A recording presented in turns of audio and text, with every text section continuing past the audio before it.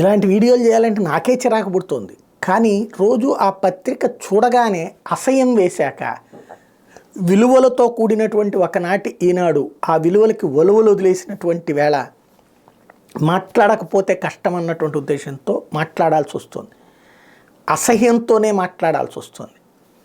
దగా క్యాలెండర్ జగన్ ఏదైతే job calendar ప్రకటిస్తానన్నాడు, ప్రకటించలేదు. ఖచ్చితంగా ఆ ముక్క రాయడాన్ని నేను హర్షిస్తాను. ఎందుకంటే ప్రతి ఏడాది జనవరిలో ఫస్ట్ వీక్లో జాబ్ క్యాలెండర్ ప్రకటించి ఏడాది ఎండింగ్ లోపు పూర్తి చేస్తానన్నారు. వాళ్ళందరికీ జాబ్లు వచ్చేటట్టు చూస్తానన్నారు. అది రాయడంలో తప్పులేదు. కాకపోతే అసలు ఉద్యోగాలే లేవన్నటువంటిది అత్యంత మోసపూరితమైనటువంటి అంశం. జగన్ రాగానే ఫస్ట్ ఇయర్ వేసిందే 1,35,000 దాకా ఉద్యోగాలు. ఏది సచివాలయ ఉద్యోగాలు. అవి మొదట్లో ఎలాంటి విష ప్రచారం చేశారు? అది ఊరకనే నామినేటెడ్ పోస్టులు, అదేది దాన్ని ఏంటి కన్సాలిడేటరీ పేమెంట్స్ అని చెప్పారు. కానీ వాళ్ళందరూ ఇప్పుడు పర్మనెంట్ అయిపోయారు కదా. మరి ఎంతకాలం మోసం చేసాం? 5 ఏళ్ల నుండి మోసం చేస్తూనే వస్తున్నాం కదా. తర్వాతన గవర్నమెంట్ డాక్టర్లు, గవర్నమెంట్ నర్సులు ఇవన్నీ కలిపితే టోటల్గా ఇప్పుడు 2,25,000 దాకా 2,10,000 ఉద్యోగాలు భర్తీ చేశారు ఇప్పటిదాకా. 5 ఏళ్లలో ప్రభుత్వం తరపున ఆంధ్రప్రదేశ్ చరిత్రలో 2,25,000 ఉద్యోగాలు, పోను ఒక 2 లక్షలు అనుకుందాం, 2 లక్షల ఉద్యోగాలు భర్తీ చేసిన ఏ ప్రభుత్వమైనా ఉందా? ఒక్క ప్రభుత్వం అయినా సరే. చంద్రబాబు గారు తన 14 ఏళ్లలో 2 లక్షల ఉద్యోగాలు ఇచ్చారు. ఆయన 14 సంవత్సరాలు పర్మనెంట్ ఉద్యోగాలు. కాంట్రాక్టు కన్సాలిడేటరీ పేమెంట్స్ అనేటువంటి వస్తుంటాయి పోతుంటాయి. అట్లా పర్మనెంట్ ఉద్యోగాలు ఏమైనా ఇచ్చారా? నెంబర్ 1.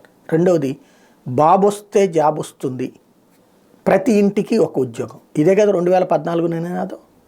ఎవరికి ఇచ్చారు ఉద్యోగాలు? వెంటనే ప్రతి ఇంట్లో ఉద్యోగస్తులు ఉన్నారు. ఎవరి వల్ల? బాబు వలన. ఎవడికాడు ఉద్యోగం చేసుకుంటే ఇప్పుడు కూడా అట్లాగే ఉన్నారు కదా లెక్కనైతే. కానీ ఆ రోజున ఇట్లాంటివి రాయలేకపోయారే. ఇప్పుడైనా రాసేటప్పుడు 2014 నుంచి 19 దాకా చంద్రబాబు గారి హయాంలో వచ్చిన ఉద్యోగాలు ఈ డిపార్ట్మెంట్లో ఇన్ని, జగన్ వచ్చాక వచ్చిన ఉద్యోగాలు ఇన్ని, ఇట్లా రాస్తారా? నథింగ్. లేదు అంతకుముందు చంద్రబాబు ఉన్న టైంలో ఎట్లా, రాజశేఖర రెడ్డి టైంలో ఎట్లా, ఇట్లాంటివి రాస్తారా? లేదు. ఒక వేగ్గా రాసి పడేస్తాం. ఓ రకంగా చెప్పాలంటే తెలుగుదేశం పార్టీ విమర్శలని వార్తలుగా రాస్తూ దాన్నే నమ్మమని చెప్పి ప్రజల నెత్తిన రుద్దుతున్నటువంటి వైనం. ఒకప్పుడు ఇట్లాంటి వాటి మీద తిరగబడేవాడు పవన్ కళ్యాణ్. ఇప్పుడు ఆయన ప్రస్తుతం ఆయనకి పాజిటివ్ వచ్చింది కాబట్టి ప్రస్తుతం తప్పట్లేదు. ఇటు జగన్మోహన్ రెడ్డి ఇదివరకు తిరగబడేవాడు. ఇప్పుడు వాళ్ళ సాక్షులు రాసుకోవడంతో సరిపోతున్నటువంటి పరిస్థితి. ఆంధ్రప్రదేశ్కి పట్టిన దరిద్రం రోజు ప్రజల్ని రెచ్చగొడుతూ, ప్రజల్ని పక్కదోవ పట్టిస్తూ, ప్రజల్ని అబద్ధాలు వల్లెవేస్తూ, ఇదివరకు స్వర్ణయుగం ఇప్పుడు రాతి యుగం అని చూపించే ప్రయత్నంతో సాగుతున్నటువంటి వ్యవహారమే ఇప్పుడు కనబడుతోంది.